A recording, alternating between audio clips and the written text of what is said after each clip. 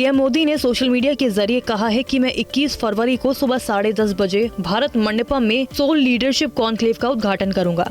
ये बेहद खुशी की बात है कि मेरे मित्र और भूटान के पीएम शेरिंग तोब्गे अपनी मौजूदगी से कॉन्क्लेव की शोभा बढ़ाएंगे। सम्मेलन राजनीति, खेल, कला और मीडिया, कारोबार और सामाजिक क्षेत्रों के लिए प्रमुख मंच के रूप में काम करेगा। केंद्रीय गृह मंत्री अमित शाह ने असम राइफल्स के आयोजित यूनिटी उत्सव में बड़ी अपील की है। उन्होंने पूर्वोत्तर राज्यों के उग्रवादियों से हथियार डालकर मुख्य धारा में शामिल होने की अपील की और कहा कि भारत की विकास यात्रा में उनकी भागीदारी के लिए उनका स्वागत है। गृह मंत्री के मुताबिक पिछले 5 सालों में पूर्वोत्तर में हिंसा में 70% की कमी आई है। दिल्ली में मंत्रियों के विभागों का बंटवारा हो गया है। सीएम रेखा गुप्ता ने अपने पास वित्त, राजस्व और विजिलेंस सहित कई विभाग अपने पास रखे हैं। परवेश वर्मा को पीडब्ल्यूडी सहित कई विभाग मिले हैं। आशीष सूद को गृह, शहरी विकास सहित कई जिम्मेदारी मिली है।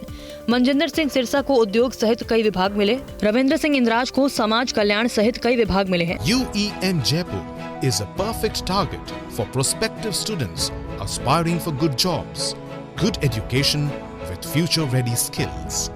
कपिल मिश्रा को विधि न्याय, श्रम रोजगार विभागों की जिम्मेदारी मिली है। डॉक्टर पंकज कुमार सिंह को स्वास्थ्य और परिवहन विभाग मिले हैं।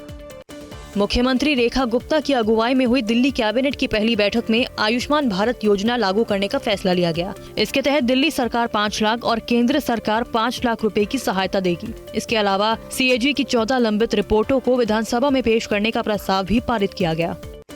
मुख्यमंत्री के रूप में अपने कार्यकाल के पहले दिन ही रेखा गुप्ता और उनके सभी कैबिनेट सहयोगी दिल्ली के यमुना के वासुदेव घाट पहुंचे और यमुना आरती की।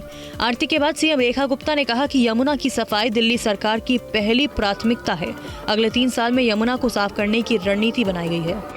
लोकसभा में नेता प्रतिपक्ष राहुल गांधी ने केंद्र सरकार पर वास्तविक मुद्दों से ध्यान भटकाने और पूंजीपतियों को बढ़ावा देने का आरोप लगाया। उन्होंने कहा कि नफरत में डूबा देश कभी तरक्की नहीं कर सकता। उनके मुताबिक लोगों से नफरत को स्वीकार न करने की अपील करते हुए कहा कि भारत हमेशा प्रेम का देश था और रहेगा।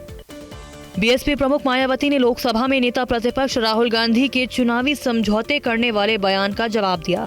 उन्होंने कहा कि कांग्रेस का चरित्र अंबेडकर विरोधी है। जब भी कांग्रेस जैसी जातिवादी पार्टी के साथ चुनाव लड़ा तो बीएसपी हमेशा घाटे में रही। इससे पहले राहुल गांधी ने कहा था कि अगर हम मिलकर चुनाव लड़ते तो बीजेपी कभी नहीं जीत पाती।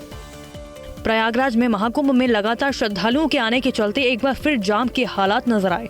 गुरुवार को लाखों की संख्या में श्रद्धालुओं के आने की वजह से फिर से पूरे शहर और हाईवे पर लंबा जाम लग गया। लोग करीब 3 घंटे तक लगे इस जाम में फंसे रहे। पूरे इलाके में गाड़ियां धीरे धीरे रेंगती नजर आई।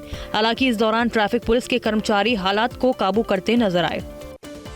टीम इंडिया ने शुभमन गिल के शतक की मदद से बांग्लादेश को चैंपियंस ट्रॉफी के अपने पहले मुकाबले में 6 विकेट से हरा दिया है। भारतीय गेंदबाजों ने शानदार प्रदर्शन करते हुए बांग्लादेश को 49.4 ओवर में 228 रन पर रोक दिया। जवाब में भारतीय बल्लेबाजों ने 46.3 ओवर में 231 रन बनाकर मैच जीत लिया।